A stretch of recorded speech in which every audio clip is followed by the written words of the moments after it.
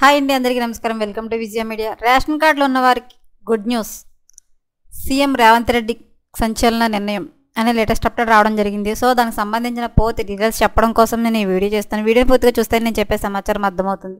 అలాగే వీడియో నచ్చితే వీడియోకి లైక్ ఇచ్చి నన్ను సపోర్ట్ చేయండి. చాలామంది సబ్స్క్రైబ్ చేసుకోకుండా చూస్తున్నారండి. తప్పకుండా సబ్స్క్రైబ్ చేసుకోండి.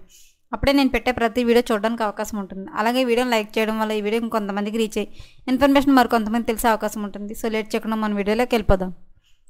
తెలంగాణ ప్రభుత్వం పథకాల అమలులోకి కీలక నిర్ణయాలు తీసుకుంటుంది.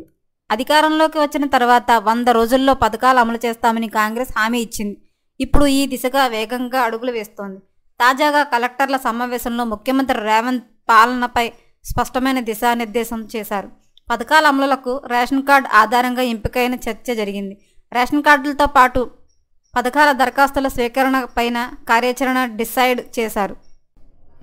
తెలంగాణలో అమలు చేయనున్న 6 గ్యారంటీలకు రేషన్ కార్డునే ప్రామాణికంగా తీసుకుంటామని రెవెన్యూ శాఖ మంత్రి పొంగులేటి శ్రీనివాసరెడ్డి వెల్లడించారు. ఈ నెల 28 నుంచి జనవరి 6వ వరకు రాష్ట్ర వ్యాప్తంగా ప్రజాపాలన కార్యక్రమం నిర్వహించి 6 గ్యారంటీల అమలుకు సంబంధించి అర్హుల నుంచి దరఖాస్తును స్వీకరిస్తామని చెప్పారు. ఈ పథకాలకు విధి విధానాలను త్వరలోనే వెల్లడిస్తామని, ప్రస్తుతానికి తెల్ల రేషన్ కార్డును ప్రామాణికంగా తీసుకుంటున్నట్లు స్పష్టం చేశారు. కొత్త రేషన్ కార్డులకు రైతు బంధు కూడా ఇక్కడే దరఖాస్తులు తీసుకోబోతున్నట్టు తెలిపారు. రేషన్ కార్డు ఉన్నవారి అర్హతల ఆధారంగా దరఖాస్తు తీసుకుంటామని మంత్రి క్లారిటీ ఇచ్చారు. పథకాలకు సంబంధించి దరఖాస్తుకు సమయం తక్కువగా ఉందని ఆందోళన చెందొద్దని ప్రజలకు మంత్రి పొంగులేటి సూచించారు. ఇది చివరి అవకాశం కాదని నిరంతరం ప్రక్రియగా పేర్కొన్నారు. రద్దీ ఎక్కువగా ఉంది, దరఖాస్తు చేసుకోలేని వారి నుంచి తర్వాత దరఖాస్తు తీసుకుంటామన్నారు. అర్హులైన ప్రతి ఒక్కరి నుంచి వారి అర్హతను బట్టి చిత్తశుద్ధితో దరఖాస్తు తీసుకుంటామని తెలిపారు. ప్రజాపాలనలో భాగంగా ప్రతి గ్రామం, వార్డు, డివిజన్, పట్టణాలలో అధికారులతో సమావేశాలు నిర్వహించాలని నిర్ణయించారు. అధికారుల బృందం ప్రతిరోజు 2 గ్రామాలను సందర్శిస్తూ గ్రామాల తండాలు, అనుబంధ గ్రామాల్లోకి కూడా వెళ్ళి దరఖాస్తులు తీసుకుంటారు. దరఖాస్తులను 2 రోజుల ముందే కలెక్టర్ల ద్వారా ఆయా గ్రామాలకు అందజేస్తారు.